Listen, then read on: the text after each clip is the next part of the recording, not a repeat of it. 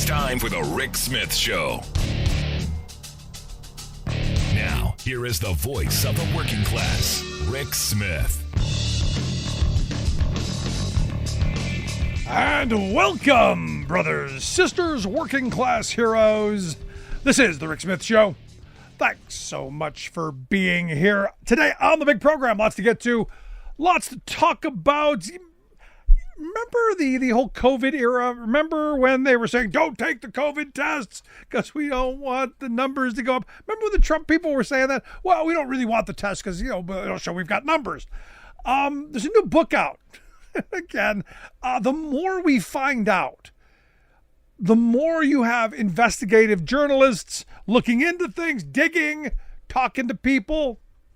The more we find out, the more we learn about the Trump era, the more we go, do we really want that again? Now, Bob Woodward's got a new book out, War, where his claim is that the former president, Donald Trump, may have had as many as 7 private personal phone calls with Vladimir Putin since leaving the White House. And you kind of got to wonder, what are they doing? What are they talking about? Now, the reason I bring this up, especially with the COVID stuff, because, it has now come out that Trump gave COVID tests to Putin when they were in short supply here. But we find out it's even worse than that. It wasn't just the single-use tests. It was the equipment for doing the tests, evidently, that Putin then used to test people coming into the Kremlin so he could protect himself. And when you stop and you think about that for a moment. Now, look, I go back through the Mueller investigation. I go back through the Trump years with all the allegations and all of the accusations of there being coordination or collusion or cooperation or whatever words you want to use to say that there were Russians and the Trump campaign, having the same ideas, doing the same things, doing some work. I argued during that era that Trump had always had contacts in Russia because he's done business in Russia since the 90s. And these weren't necessarily quid pro quo situations where you would call them and go, hey, I need you to break some laws to get me elected. It's more of we've been friends for a long time. I need some help. Do a buddy a favor. It's the kind of thing that I talk about with the Federalist Society and our Supreme Court. You don't need really to vet a conservative justice. They've been created from law school. They have been tracked. They have been trained. They have been paid.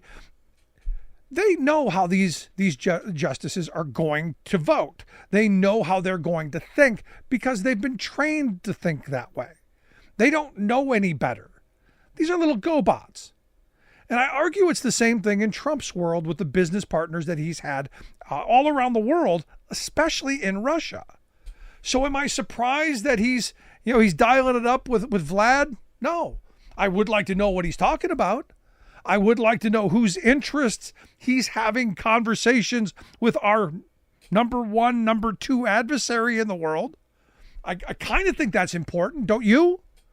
I kind of think it's important that you gave away COVID testing material and machinery during a time when there are Americans dying. I kind of think that's interesting. Kind of think a question maybe somebody might want to ask, even though he's probably never going to answer. It's an interesting kind of moment. And here's the problem that I have, because this is where any other political candidate in my lifetime, this is a sinker. They're done. It's over. Game over.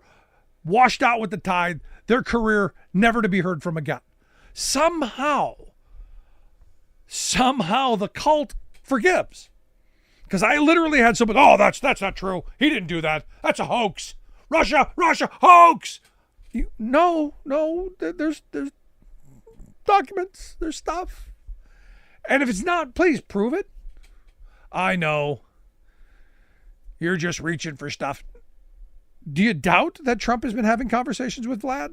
Do you doubt that he gave them, the COVID testing material? Do you doubt this? Now, this is the weird part because we're in a spot where we've got one hurricane that just destroyed a good portion of our country, another one bearing down, causing damage. And we've got the conservatives and Trump as well, basically saying that we're doing this to ourselves. They're out there disseminating misinformation about these catastrophic hurricanes and claiming, evidently, and I was thinking about this today. I like Joe Biden a lot. I think Joe Biden's a fairly smart guy. I'm not going to say the smartest, but I think he's a fairly smart guy. He's done some things that I haven't liked over the years, but he's come around, so it tells me he can learn. It's a good thing. So I was thinking about it today.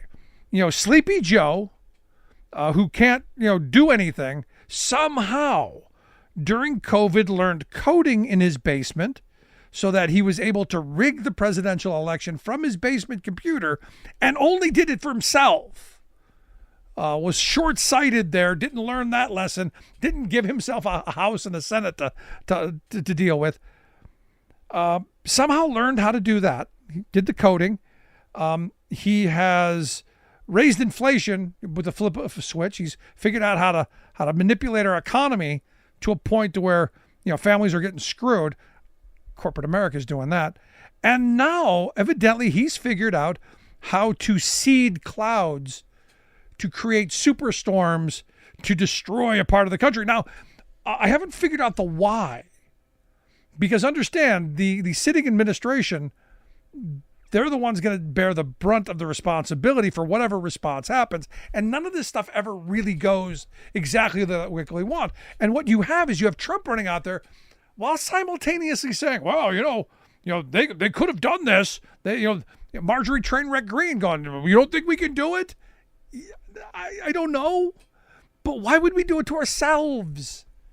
So there's part of me that goes, I hope that they continue to attack FEMA. Because understand what FEMA is and who they are. FEMA is not an army. FEMA doesn't send in, peacekeepers or anything. They send in resources. They send in a guy with a checkbook. And do you know what the guy with the checkbook does? He pays people from all over the country who converge on these areas that need help, and he pays them to do stuff. So literally, I have a friend right now. They're making their way down to North Carolina. They've got some earth moving equipment. They've got some backhoes, some stuff that they think is going to be very helpful to open up some roads, to move some trees, to do some stuff. And they're going to go down and they're going to get paid for the work that they do. And they're going to get paid pretty well.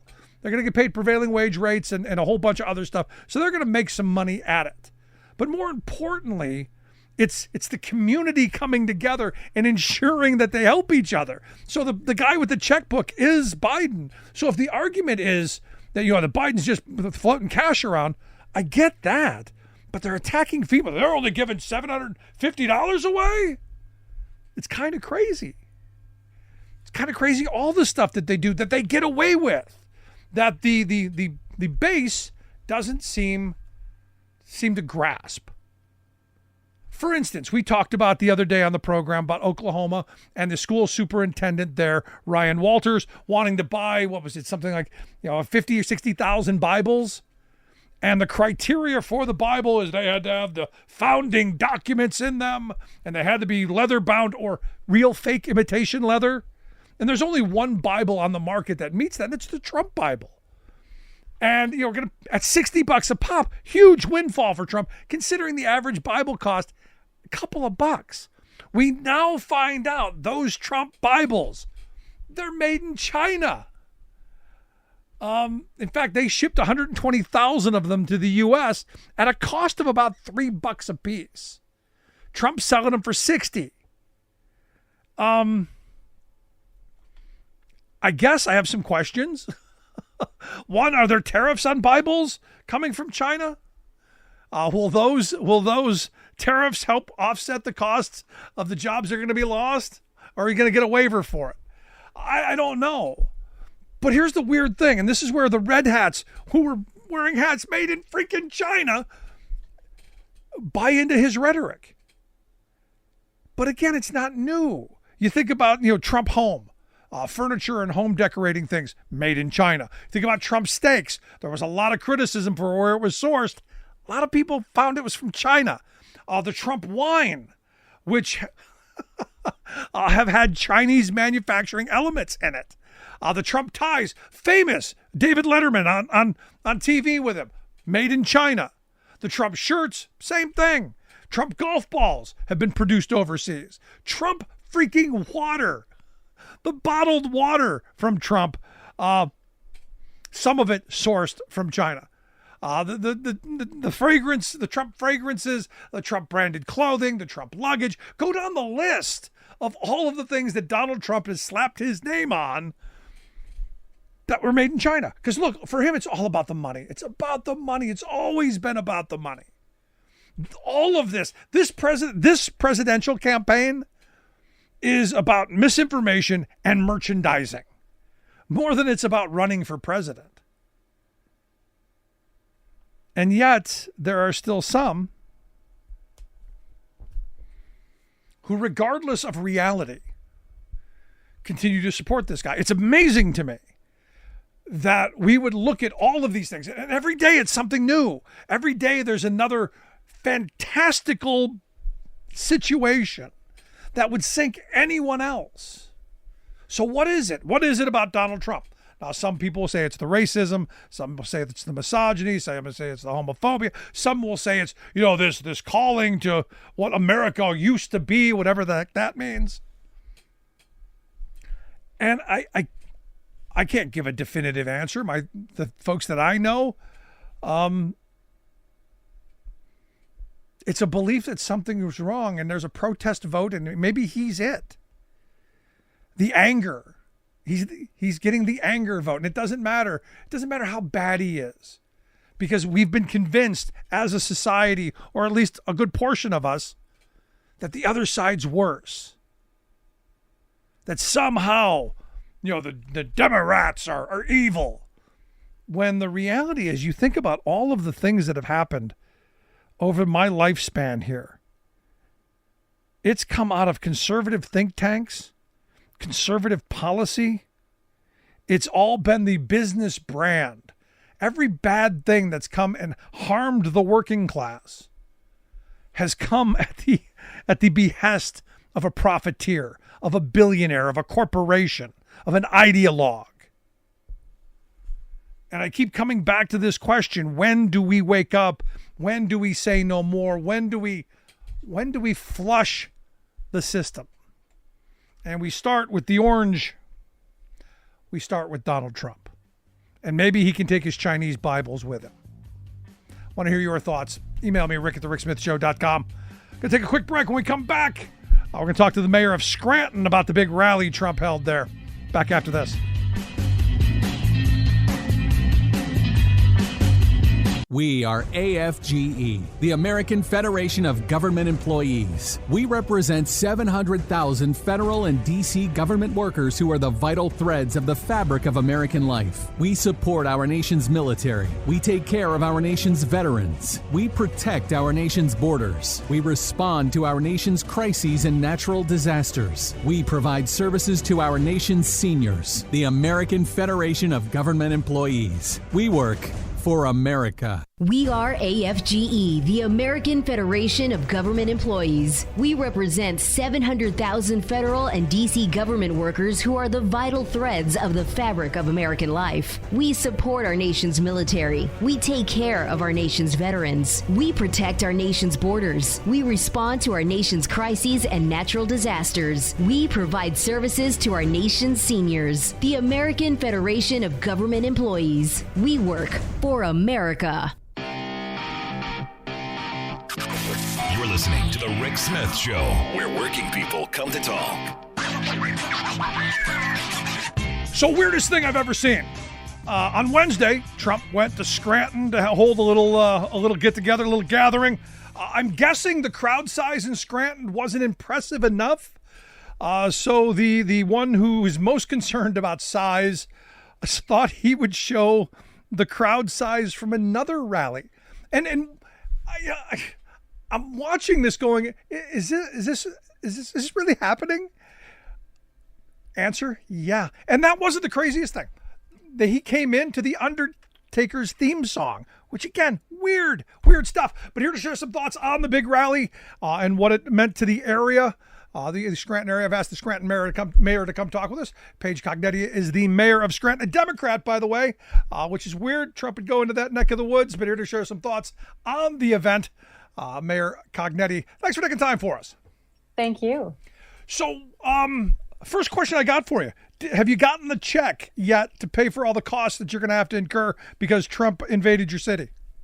So we don't hold our breath on those things. Here in Scranton, we have a lot of high-profile visits, and unfortunately, we don't tend to recoup those costs. But no matter who it is that comes in, our law enforcement has great relationships. We work very hard to make sure that those VIPs get in and out safely, and we sure have a lot of them. We welcomed Ukrainian President Zelensky just a few weeks ago. That was an incredible honor that I never even dreamed of having to meet him. And we have President Biden, who's from Scranton. We have him here often, both for presidential visits and also when a loved one dies. He comes in, and that's what happened a couple weeks ago. So we did have another visitor today, the former president. He's wheels up now on his way to Reading. So came in and out safely. And I hope that he was able to see all the scaffolding around the buildings that we're rehabbing, the excavators digging out, making new roads and bridges and fixing our infrastructure, because under President Biden, infrastructure is not a joke. It's actually a real thing. And we've got more than shovels in the ground. We have a lot of people at work. We have a lot of apprentice programs that are open and full of people that want to figure out a career where they can raise a family and buy a home. So it's all coming together in Scranton as these years have gone on. And I want Kamala Harris to be in that seat starting in January so she continue the success. Yeah, and not just Scranton, all across Pennsylvania.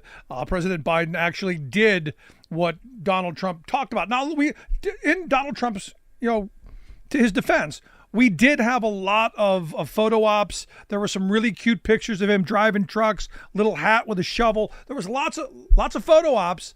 No real jobs for people, but at least some entertainment. Is that worth something? Listen, you got to give it to him. He is very good at marketing. We have been seeing it for my entire lifetime.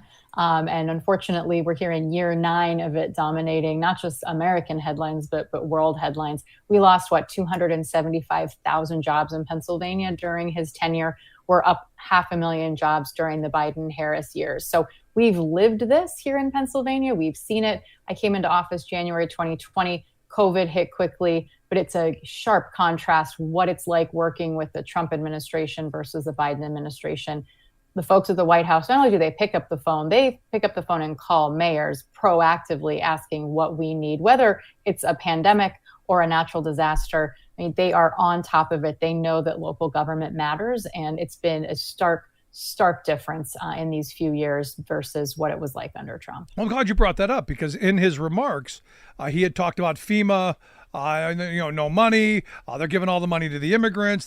This fantasy world that he's created in his head, but the faithful are buying it. So the story that you're telling is, the administration actually listens. They don't even listen. They proactively reach out, right? I mean, the number of times that we mayors have gotten to go to the White House, meet with agency officials, the number of calls on a weekly basis, the transportation calls, labor calls, all of these updates all the time. Kamala Harris administration is full of people who have been in seats like mine, right? Mayors are all over his administration. And I know Kamala, being in local government herself, knows the value of that. They listen to the folks on the ground. With the American Rescue Plan, they gave those dollars directly to us. They trusted us to make the decisions. We've been able to deploy those dollars, whether it's fixing our city hall that was built in 1888, to making sure that our bridges across the city have the funding they need. It's just incredible to be able to do that at the local level. The bipartisan infrastructure law, of course, being the biggest boon to the city of Scranton that we're going to see. We should have an Amtrak line from New York to Scranton here in the coming years. That's going to open up the economy of this entire region. And again, jobs. Think of all the jobs, not just constructing those projects, but going into the design of those projects, folks that are going to then work and live in the different buildings that are going to get rehabbed and built. The economic multipliers keep going and going and going for years. Under Trump, it was like you said, a lot of pomp and circumstance. Well, I remember during the Trump years, Scranton was one of the places that was really struggling. You had some issues with your fire department. I understand you've got fire chiefs and people from Scranton down helping people in North Carolina and Florida to where before you were just trying to hold on. Scranton, as I remember it during the Trump years, was a place that was really struggling. And now, from what I talk to people all the time, there's a new kind of feel, a new life. Like Scranton can be Scranton again. Yeah, our economy keeps growing, and it's not to dismiss folks that are, really still looking at the bills, utility bills, figuring things out, still, smarting from inflation, especially in 2021, 22, 23. That has been difficult. So people are feeling that still. I understand that. But when you go to fill up your gas tank, that gas is in some places under $3, just hovering around $3. Those prices have come down. They are coming down. Those interest rates are coming down. The stock market is doing really well. Our housing prices are starting to level. So while on an individual case-by-case basis, I get it. I try to talk to as many people as possible, but jobs are available. Wages are going up. We're going to keep fighting for, the minimum wage here in Pennsylvania. We got to keep these jobs open, though. We got to keep folks like, Kamala in office with figuring out what that new industrial policy for America looks like, not spending all their time naming and shaming and, threatening to sue a certain company for political reasons, but what is the chessboard that we can set for American companies? What can we reshore? How can the DoD invest in manufacturing here? That's been a huge piece of our economy here is defense manufacturing. That's ticking up with DoD investment under the Biden-Harris administration. So these multipliers in our economy keep going and going, and we've got to make sure that continues because another Trump presidency will be more chaos. It'll be, coming after whether it's political leaders or business leaders. He likes to single people out. He likes to try to, take people out for his political gain. He wants to erode the federal government, erode our trust in institutions. And that's what we're seeing right now, tragically, with the storms in North Carolina. And right as we speak, as Milton hits in Florida, they're trying to undermine our faith in institutions, undermine what's actually happening on the ground with FEMA, as far as Marjorie Taylor Greene saying that this is a storm concocted by Poseidon, Joe Biden, or whatever the hell they're saying. It's ludicrous. It's scary. We got to make sure folks somehow find their way back off of those social media algorithms that are getting this disinformation to them. Well, when you don't actually have a plan, the best thing you can do is scare people. Because look, I think we're on the right track. I think the Biden presidency has been transformational in moving us away from neoliberalism and the bad trade deals and the horrible tax policies that got us into the mess that we're in and are moving us in the right direction. And we're seeing that in a number of areas. A lot more to be done, an awful lot more, but heading in the right direction. Because they actually have a policy. They actually have plans. There's actually documents that you can read as opposed to, just kind of concepts of a plan. Concepts of a plan or Project 2025, which, reading through there, they would kill the SBA loan for disaster victims. What a fraction of a point of a federal budget, but how important those SBA loans are to a business or a family suffering after a natural disaster. Like, it's just, why would you go after these things it has to mean that your goal is to just kill the institutions, retain and grow power in the executive office. And that's what Donald Trump wants.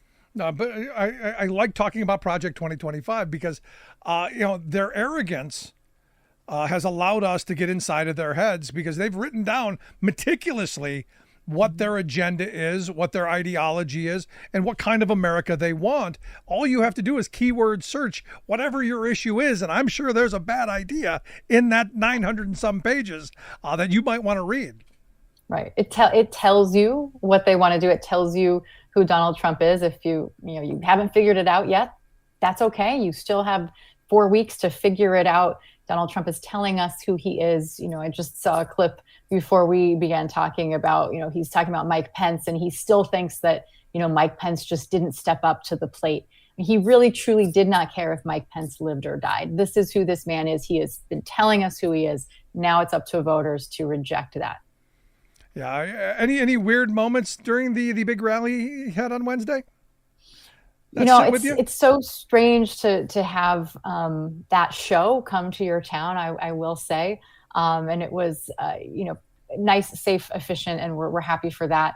the fact that he was railing on FEMA, railing on Biden during this storm, hitting in live time, it was a good side by side where President Biden, Vice President Harris had multiple public briefings today about the storm, pleading with people, if you have not already been listening to your local officials, listen to them now. This is your last chance. Contrast that with Trump and the lies. FEMA's not coming. The dollars got squirreled away for illegal migrants that are going to come and kill your family. It is so irresponsible. And I appreciate it. President Biden right now, he's a little bit able, I think, to say some of the things that are on his mind. At one point, I think he just said, what the hell is he talking about? This is so dangerous. And that's exactly what it is. It's very dangerous. Well, somebody give him some paper towels to throw. At least that was somewhat productive. And that's the scary part. So we're ticking down to the final days. Clearly, this is a moment where, from your position, I'm sure it's a simple choice. It's that cake or death scenario. But for people in your community, because you're a Democratic mayor in Scranton, a lot of people showed up. What's the message for them? The self-interest for them in saying, look, Scranton needs someone like Kamala Harris in the White House and not someone like Donald Trump. What message do you throw to them? I point to all those physical examples that you can see, the excavators everywhere, those bridges that are getting redone. We have calls into our office. There's too much road work and too many detours. It's tough. I get it. But let's make sure those bridges are getting fixed and not falling apart. The scaffolding around our own city hall is a great example of investing in our future while acknowledging and respecting our past. There's all these physical things, even just looking about job opportunities, apprenticeship opportunities, right? Our economy is headed in the right direction. Our taxes are coming in really well because people have jobs and they have good wages. So the data, the stories, the actual physical things you can touch and feel in Scranton are a stark contrast to what Donald Trump is trying to say is happening. And it's on us supporting Kamala Harris and Tim Walz to keep getting out information and trying to rebut those lies that people are seeing on whatever social media they're looking at. We know 20 or 30% of those are Russian bots or North Korean bots or whatever. We know that is playing a role, and we just got to help people not fall for it. I guess it's easier to fall for the simplicity of those fear messages, right? Fear, fear, fear. Fear is easy, but it's wrong. It's destructive. And we've got, just 4 short weeks left to make sure that we don't have another chaos presidency under Trump. Paige Cognetti, I appreciate you taking time for me. Keep up the amazing work. Hope you'll come back and talk to us again real soon. I would like that. Thank you. Great stuff. Appreciate the Scranton mayor sharing some thoughts. Again, when Trump comes to town, there is chaos behind. I want to hear your thoughts. Did you make it? Have you been to a Trump rally? And what's that been like? Email me, rick@thericksmithshow.com. Quick break. Right back.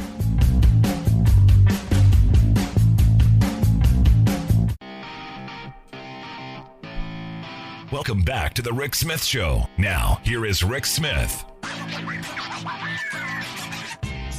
So we're seeing an awful lot of opportunistic messaging in the media right now about how union leadership is out of touch with the membership and how they don't listen and how there's this great divide that our media is trying to create.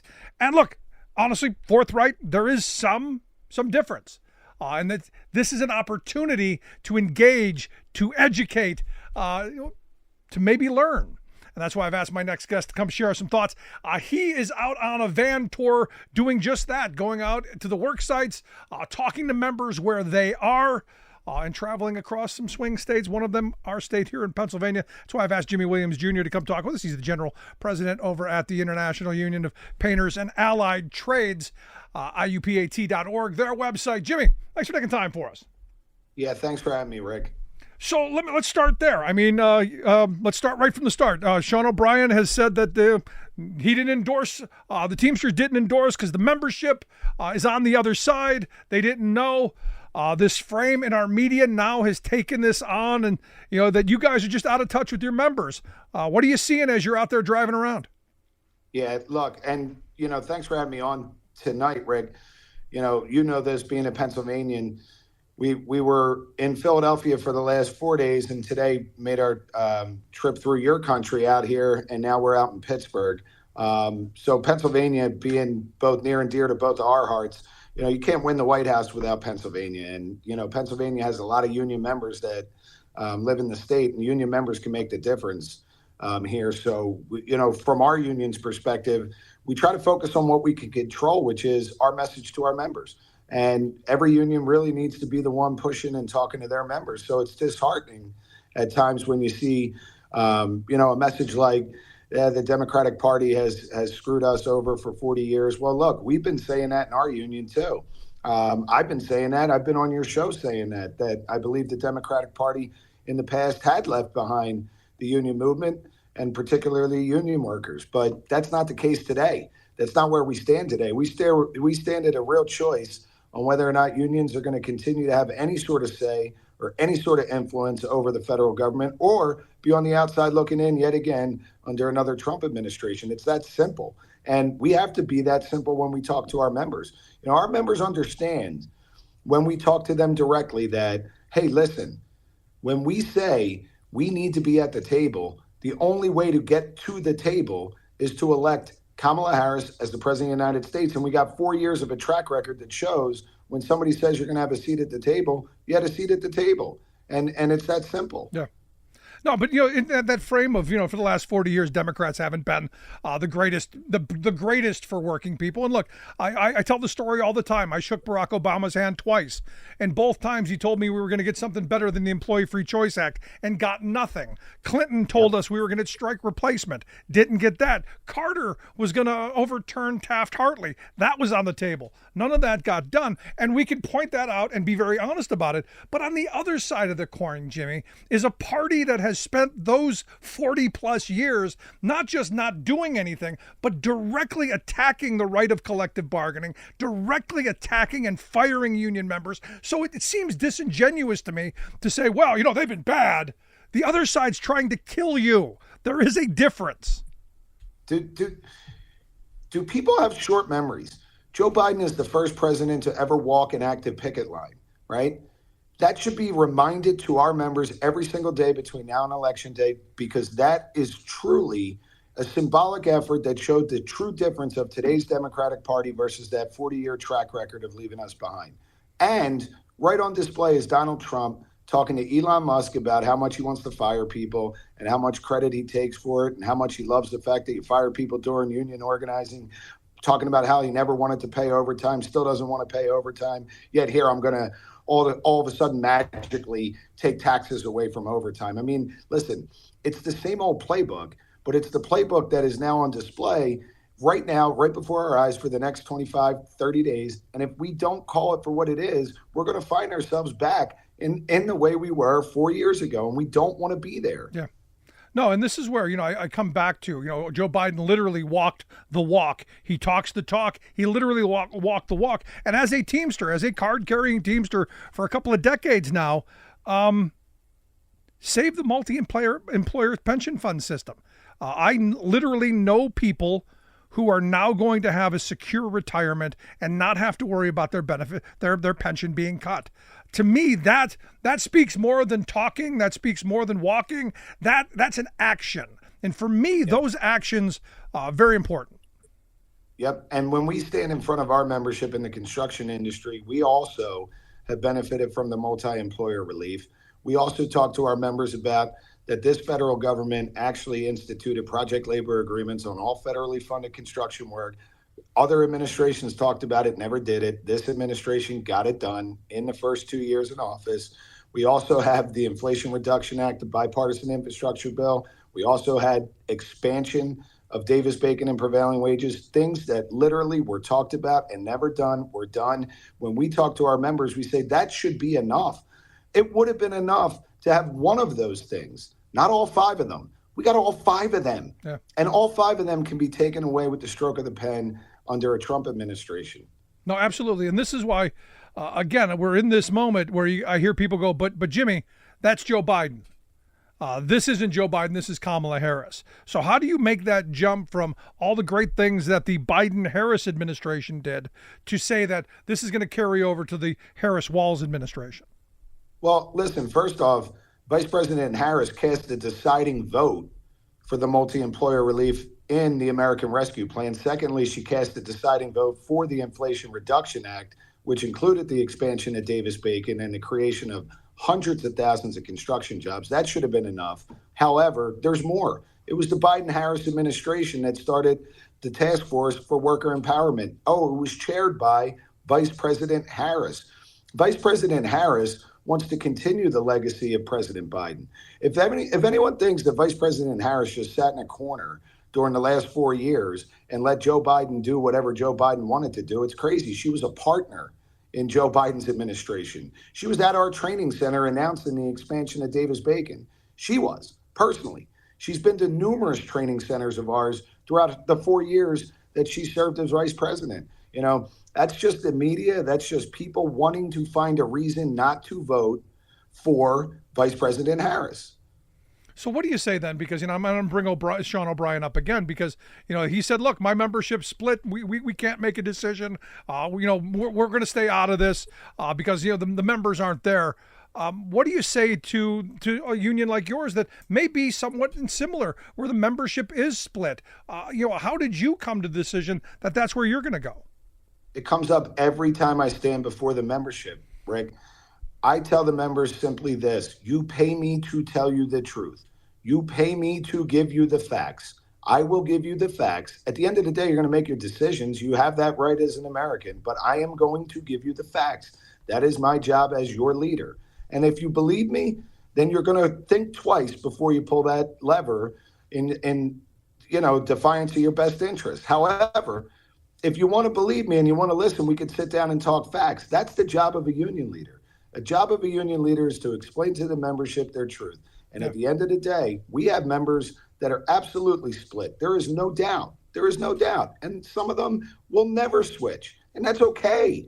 They're still going to be accepted into our union. They're still members of our union. They're still family members of ours. However, it's our duty to tell them the truth. Yeah. And what I would say is what I've been telling my union brothers and sisters is, look, I was at the convention in Chicago and I've been to other conventions. There has never been a more pro-union presence in any convention that I've been to than I saw at the DNC convention in Chicago. Over 20% of the delegates to the Democratic National Convention were car-carrying union members that carried themselves as union members. You cannot say the same for the Republican Party. I could tell you there was probably less than 2% or less than 1% of the people at the Republican National Convention that would call themselves union members, simply put. And we have to work within the Democratic Party at this point in order to win the gains for our membership that we need to win. Now, if the Republican Party somehow someday wakes up and says, listen, we want to support things like the PRO Act. We want to support things like the expansion of Davis-Bacon. We want to support things like registered apprenticeship programs. We're all ears. I'll talk to anybody. I don't care what party you come from about the issues that affect my members. As long as you're However, sincere. They haven't done that. Yeah, as long as you're sincere, and I don't believe these overtures and haven't believed them for the last couple of years are actually sincere because the votes aren't there. And as you pointed out, to save the multi-employer pension fund, the Vice President, Kamala Harris, had to cast the deciding vote, which meant there was not one Republican who voted for it. No. And when the PRO Act was put up before the House twice, there was only 5 Republicans that voted in passage of the PRO Act. It was because it was a safe vote. And believe me, they have targets on their back from the extreme right because they want to get that number down to 0. So let me ask you, as the days tick away and you're out there, you're explaining this position, what happens if Trump becomes president question come up? Because we seem to have forgotten what 4 years under Donald Trump looked like, and we seem to have forgotten what he did. And I know as a Teamster, I know my union is doing incredible work organizing Amazon drivers right now, and they're doing that because Joe Biden reinstated the joint employer rule that Donald Trump threw out the window. So what are we expecting? What could we expect from a Trump presidency?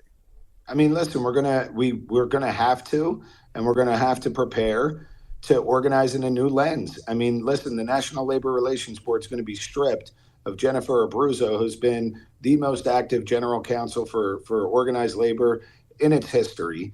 Decisions like the CEMEX decision that gives us bargaining orders to get employers to the table go by the wayside. There's more. A Department of Labor that's going to be run by big business for big business is not going to make organizing as easy as it has been over the last 4 years. Why do you think we're getting the wins and the gains that we've had over the last 4 years? We have a government that's actually supporting organizing.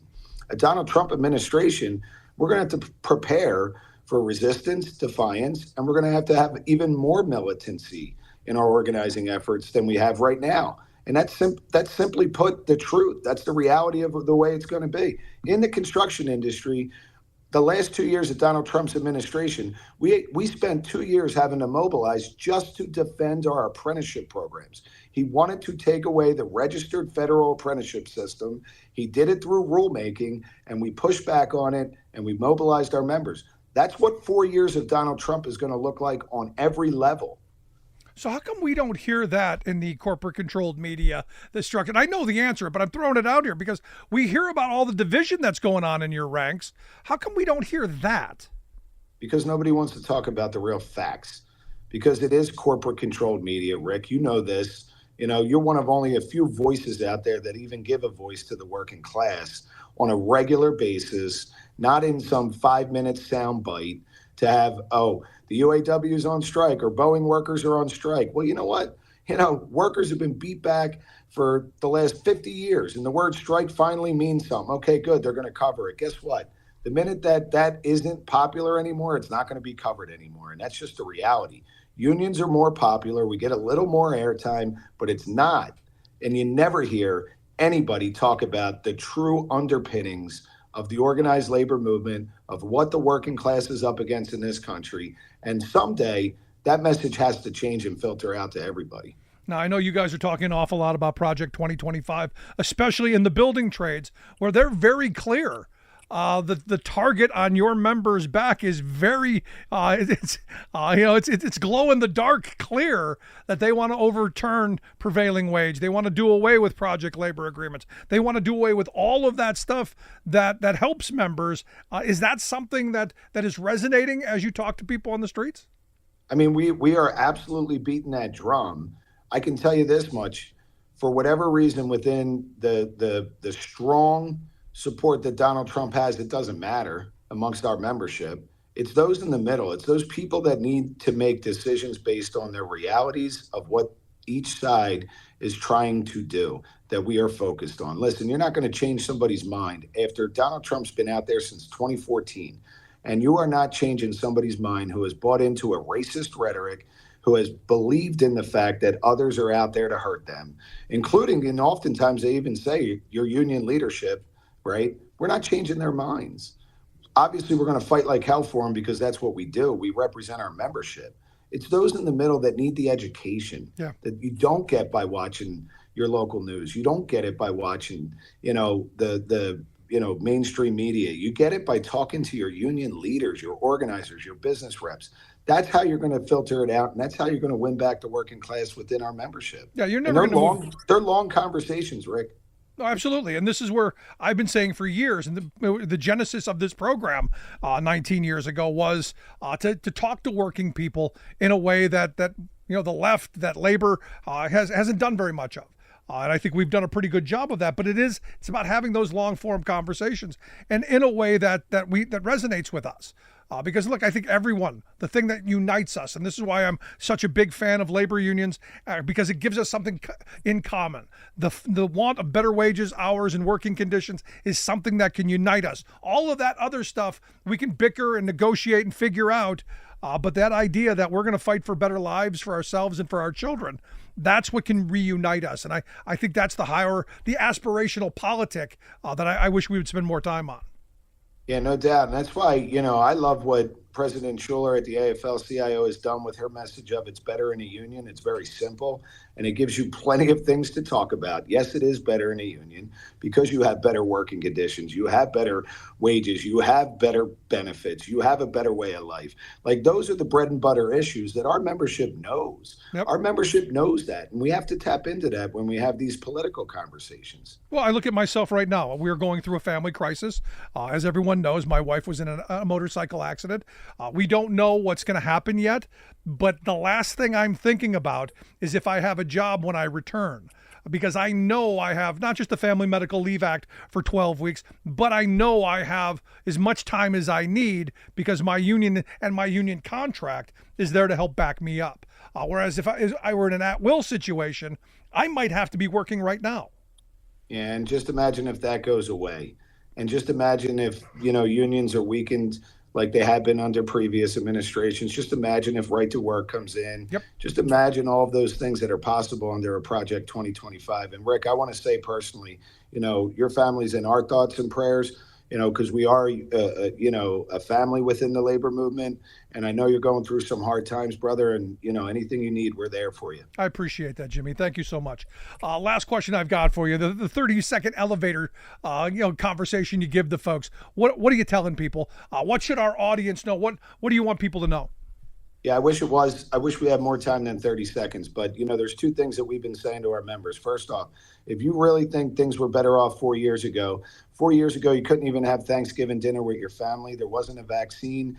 Unemployment was at the highest level it ever was. The economy was in shambles. And inflation started 4 years ago under Donald Trump's watch. So rethink that things were better 4 years ago. Second thing, if you want the labor movement, you want your union to have a voice in the federal government, then you better think twice before you vote for Donald Trump, and think twice and think long and hard about voting for Vice President Harris. At the end of the day, it still comes back to your own kitchen table economics. And as an old timer told me right when I started in the union, you vote your job. And it's that simple for me. But Jimmy Williams Jr., I appreciate the time. Get back out there driving the van around and do that educating. All right, Rick. Thanks, man. Thank you so much. Jimmy Williams Jr., president of IUPAT, the International Union of Painters and Allied Trades. Check out their website, IUPAT.org. We'll get links out on social media. Want to hear your thoughts. What are you hearing? Is this a big issue for you as a union member? For a family member? I want to hear it. Email me, rick@thericksmithshow.com. Right back.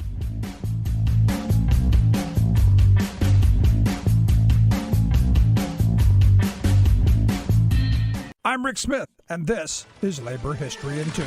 On this day in labor history, the year was 1913. At 2:02 in the afternoon, President Woodrow Wilson at the White House touched off an explosion at the Gamboa Dike in Panama. With that touch of a button, the last barrier to joining the waters of the Atlantic and Pacific Oceans through the Panama Canal went up in smoke. The Chicago Tribune described the scene in Panama, writing, quote, "Then suddenly came the muffled roar of the discharge of 1,600 pounds of dynamite, which sent a shower of water, mud, and rock high into the air. Spreading out as it went upward, the whole heavily veiled into a cloud of smoke. As water began to pour through the rent made by the explosion, the crowd sent up a great cheer. It was a noteworthy moment in the construction of the canal, but that moment came at a staggering cost of workers' lives. For more than 20 years, the French and then the United States worked on the canal project. The U.S. phase lasted for a decade. As many as 45,000 workers toiled on the canal during the peak years of construction. These workers came from the United States, Europe, Asia, and Panama. West Indians formed the core of the work crews. These workers faced stifling heat, brutal working conditions, and poor accommodations. Workers had to contend with ravaging disease, poisonous snakes, and torrential rains. Workers also faced racial discrimination. For example, West Indian workers earned half the hourly wages of U.S. and European workers. They also lived in much more crowded barracks. Worker deaths were so frequent that death or funerary trains made continual runs to bring the bodies away from the construction site. It is estimated that more than 27,000 men died building the canal. Labor History in 2 brought to you by the Illinois Labor History Society and The Rick Smith Show. You're listening to The Rick Smith Show, where working people come to talk. So I got to tell you, I really like Jimmy Williams Jr. Good guy, smart guy, good leader. And, as he said, look, at the end of the day, O'Brien's not wrong in saying that we're split. As a country, we're split. Labor union members are split. There's a divide right now, and I argue that the reason that labor union members are split is, in a lot of cases, for the last 30, 40 years, the right wing has spent a lot of time talking to the members. Right wing talk radio has dominated the airwaves for decades. So working people listen to radio, and you learn by osmosis, and a lot of what is now common thought is wrong, but it comes from the right wing radio dominance, cable news dominance, internet dominance. It comes from their media presence. So when I've talked about the Teamsters president, I do that from a personal position as a member, but also as someone who sees the politics as something very important. And I had a number of people reach out, and on both sides of the pro Sean O'Brien and the anti Sean O'Brien thing, asking what do you think of his interview with this right wing comedian? And I said, look, like his RNC speech, I agree with about 2/3 of what he had to say. About 2/3 of it, the stuff that we say here on the program all the time. Much like we just talked with Jimmy Williams Jr. about, I've been saying Democrats, have not been the greatest friend. They haven't accomplished much. I've told the Obama story 1,000 times that, he told me we were getting the Employee Free Choice Act or something better and got nothing. And that's been the MO for Democrats for a very long time. And there are thousands of reasons for that. Mostly the Republicans. So when I listened to O'Brien talk, and I saw some of the interview that he did with this very popular right-wing commentator,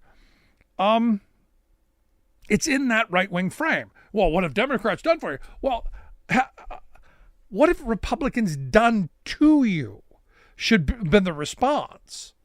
Because understand, all of this stuff is, okay, well, Democrats haven't been great, but Republicans have been trying to eliminate us. They've been trying to destroy collective bargaining. They've been trying to destroy prevailing wage. They've been trying to destroy everything that built the most prosperous working class in the history of humanity. And look, I like the idea of, I would love if Republicans weren't anti-labor. I don't see them coming around. I see them, making the overture. But, I point to a number of things in the interview that are eye-opening. This kind of convenient history.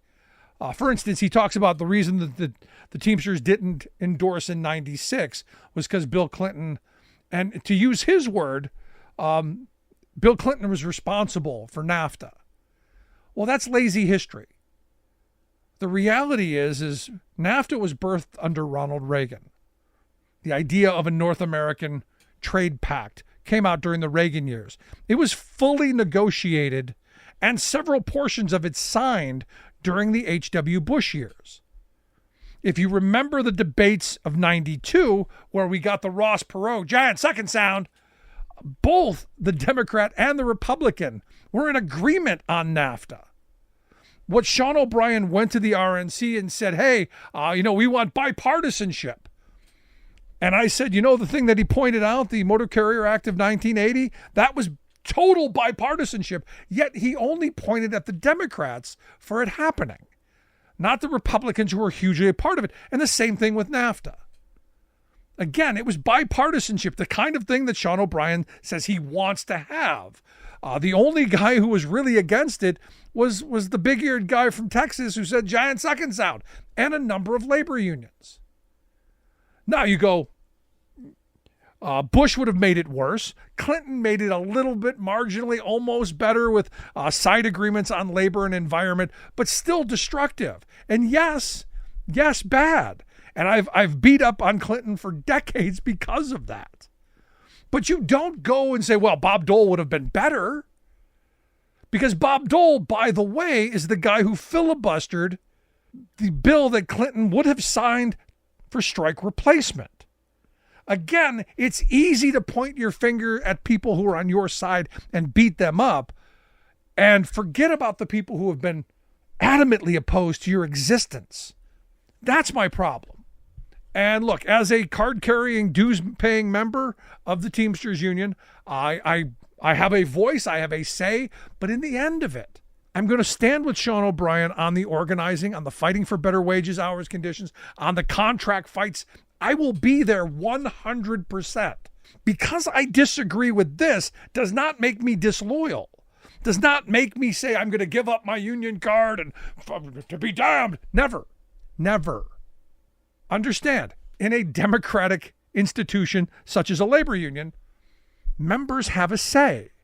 And this is what O'Brien keeps trying to play with. Members have a say. They have a voice. And I simply choose to exercise mine. So if Sean O'Brien has a problem with that, which I understand he does, well, that's a him problem. But for me, as part of a democratic institution, I will continue to point out where I think the mistakes are. And when I listen to that interview, lots of lazy history, lots of convenient history, but not totally accurate. That's my problem. Want to hear your thoughts? Email me, rick@thericksmithshow.com. Questions, comments, something on your mind. I want to hear it. Weigh in on this as well. Miss any portion of the show at thericksmithshow.com. There you go. freespeech.org for the video. And as always, thanks so much for being here. We'll see you back here next time. The Rick Smith Show. Email Rick at rick@thericksmithshow.com. Until next time, this has been The Rick Smith Show, where working people come to talk.